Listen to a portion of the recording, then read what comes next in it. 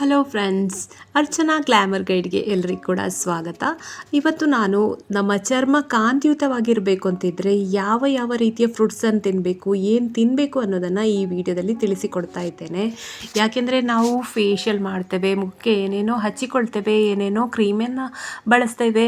ಆದರೆ ಅದಕ್ಕಿಂತ ಹೆಚ್ಚಾಗಿ ಬ್ಯೂಟಿ ಪಾರ್ಲರಿಗೆಲ್ಲ ಹೋಗಿ ಹಣ ಖರ್ಚು ಮಾಡ್ತೇವೆ. ನಮ್ಮ ಚರ್ಮ ಚೆನ್ನಾಗಿರಬೇಕು, ಚೆಂದ ಕಾಣಬೇಕು, ಫೇರ್ ಆಗಿರಬೇಕು, ಹೀಗೆ ಅನೇಕ ರೀತಿಯ ಮುಖ ಚಂದ ಇರಬೇಕು, ಗ್ಲೋ ಆಗಿರಬೇಕು ಅಂತ ಅನೇಕ ರೀತಿಯಲ್ಲಿ ನಾವು ಪ್ರಯತ್ನಗಳನ್ನು ಮಾಡ್ತಾ ಇರ್ತೇವೆ. ಬಟ್ ಇಲ್ಲಿ ನಾನು ಹೇಳುವಂಥದ್ದು ಅಂತ ಹೇಳಿದರೆ ತುಂಬಾ ಇಂಪಾರ್ಟೆಂಟ್ ಹೇಳುವಂಥದ್ದು, ನಾವು ಶರೀರಕ್ಕೆ ಯಾವ ರೀತಿಯ ಆಹಾರವನ್ನು ತೆಕ್ಕೊಳ್ತೇವೆ ಅನ್ನೋದು, ಅದು ತುಂಬಾ ಇಂಪಾರ್ಟೆಂಟ್. ಹಾಗೆ ವಾಲ್ನಟ್ ನಮ್ಮ ಸ್ಕಿನ್ನಿಗೆ ತುಂಬಾ ಒಳ್ಳೆಯದು.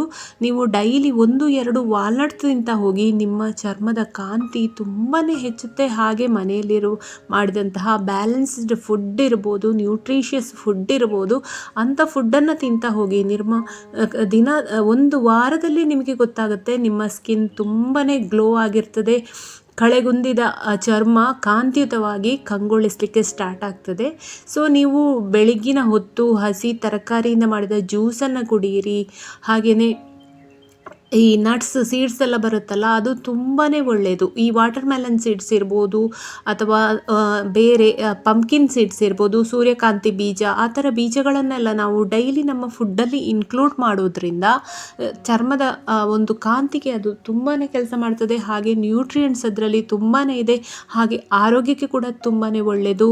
ನಿಮ್ಮ PCOD ಇರ್ಬೋದು, ಥೈರಾಯ್ಡ್ ಇರ್ಬೋದು, ಇದೆಲ್ಲವೂ ಕೂಡ ಈ ಒಂದು ಬೀಜಗಳನ್ನು ತಿನ್ನೋದ್ರಿಂದ, ಸೀಡ್ಸನ್ನು ತಿನ್ನೋದ್ರಿಂದ ತುಂಬಾ ಇಂಪ್ರೂವ್ ಆಗುತ್ತೆ. PCOD ಕಾಯಿಲೆಗಳಂತೂ ಅದಕ್ಕೆ ಮೇಯ್ನ್ ನಾವು ಸೀಡ್ಸನ್ನು ಕಂಟಿನ್ಯೂಸ್ ಆಗಿ ತಿನ್ನೋದ್ರಿಂದ PCODಯನ್ನು ಕಂಟ್ರೋಲ್ ಮಾಡ್ಕೊಳ್ಬೋದು, ಥೈರಾಯ್ಡನ್ನು ಕಂಟ್ರೋಲ್ ಮಾಡ್ಕೊಳ್ಬೋದು. ಹಾಗೆ ಹಣ್ಣುಗಳನ್ನು ಕೂಡ ತಿನ್ನಬೇಕು ಜಾಸ್ತಿಯಾಗಿ. ಇದರಿಂದ ಸ್ಕಿನ್ ಹೈಡ್ರೇಟ್ ಆಗೋದಿಲ್ಲ, ಡ್ರೈ ಆಗೋದಿಲ್ಲ, ತುಂಬಾ ಗ್ಲೋ ಆಗಿ ಮಾಯಿಶ್ಚರ್ಫುಲ್ ಆಗಿ ಇರ್ತದೆ.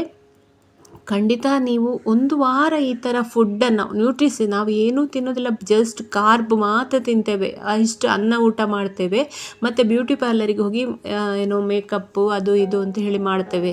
ಅದರಿಂದ ನಿಜವಾಗಿ ಯೂಸ್ ಇಲ್ಲ. ಚರ್ಮದ ಕಾಂತಿಗೆ ಮೇಯ್ನ್ ಬೇಕಾದಂಥದ್ದು ಹಣ್ಣುಗಳು, ತರಕಾರಿಗಳು, ಹಾಗೆ ಸೀಡ್ಸ್ಗಳು. ಇದು ತುಂಬಾ ಇಂಪಾರ್ಟೆಂಟ್.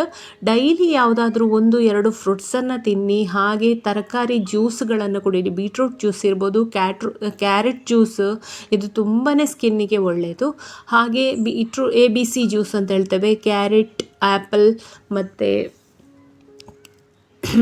ಆಮ್ಲ ಹಾಕಿ ಜ್ಯೂಸ್ ಮಾಡ್ಬೋದು. ಆಮ್ಲ ಕೂಡ ಕೂದಲ ಆರೋಗ್ಯಕ್ಕೆ ಕೂಡ ತುಂಬಾ ಒಳ್ಳೆಯದು.